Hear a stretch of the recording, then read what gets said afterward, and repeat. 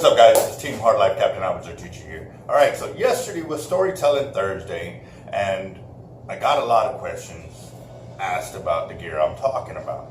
So today, I'm going to do the two different videos. One will be how I use the long line clips in my leader and why I use them.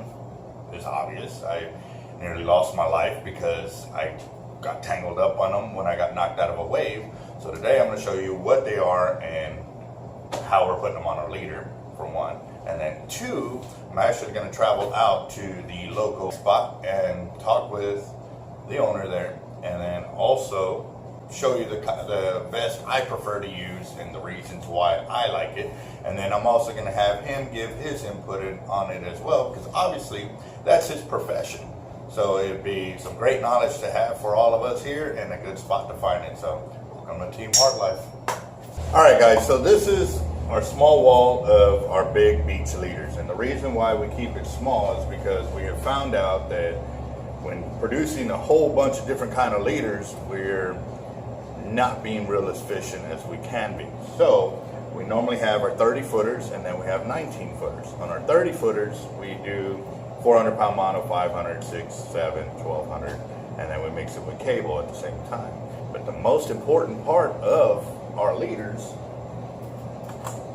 is our long line clip, and this is what it is here. What ends up happening, we actually build these sections separately because we have a lot of customers come in and they love the idea of the long line clip, and they love the idea of how we already have it prepped for them, so all they have to do is add it into their leader when they get home. That's for when they're creating their own links and stuff like that. And as for us, we sell all the materials for them to do it, but this part right here is gold. All right, so the way this works is we can grab however many hooks we want to put into our bait, and these are 18-aught J hooks. And here are our cable loops. The cable loops are normally big on this side, and the reason being because as we push the rigging needle through and we start pulling back, it needs to go around the rigging needle and still be able to close down. But if you have the loop too small, you won't be able to get it around the rigging needle end. And that was the story I was telling last Storytelling Thursday of how it embedded itself into a buddy of mine's arm. So right here, like I said, I've got 4 5/64 cables. And what I'm going to do is I'm going to open up my long line clip and I'm going to slip it right over and right there. So how it locks into place.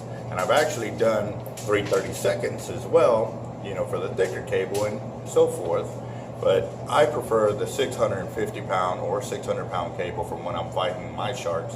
The reason being because it acts like dental floss in between their teeth and is less likely to get bitten through. But also too, you can tell by the cable, it's real thin. You can almost see the cable through it. And the reason for that is as the tooth penetrates from a tiger shark, it allows the cable to open up and basically breathe. So since it can do that, it won't get cut off. Now, that's the use of our long line clip, and as you can tell, I'm spinning this right here, and that's also another plus that having the swivel here is so that way when you're pulling in and the shark is sitting there thrashing and spinning, he's not twisting up your leader. It's staying nice and juicy right there. And you also got another swivel here. So having 2 swivels there, it's virtually impossible for your shark to tangle up your leader by just spinning at the end. So that was a quick rundown of how we use our long line clip. And like I said, you saw how it pops right out. That's going to be a major portion of when you're doing this. How you doing?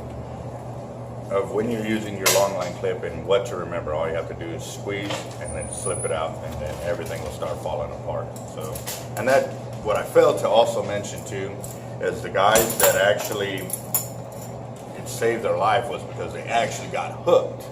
The hook was embedded in them in different parts of their bodies. One guy was in his thighs, one guy was in his buttocks, another guy was in his lower leg, one was on his vest, and so he was able to unhook and still get back to shore with the hook hanging out of his back and stuff like that.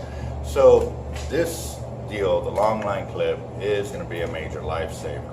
So I've only heard opening up, and one was from a tarpon down in South Padre. The customer had bought the leader, went out, ended up hooking a monster tarpon. Well, as it was running and fighting and everything, he said it came out of the water and did this number, you know, and when it opened up a few seconds later, the tarpon was gone. Well, when he brought it back in, this portion right here that you bend down was folded up like this. It was like this. And so the only thing I can think of, and I asked him, I said, did you have 2 hooks on your rig? He goes, yeah, I did. And I said, well, what ends up happening is one hook was over here, the other one was dangling. And as the fish closed, and with the power of him opening, the other hook probably got hooked in the tail, and it just opened it up. It split apart that way. And so that's what made it open up, and that's what caused him to lose the fish.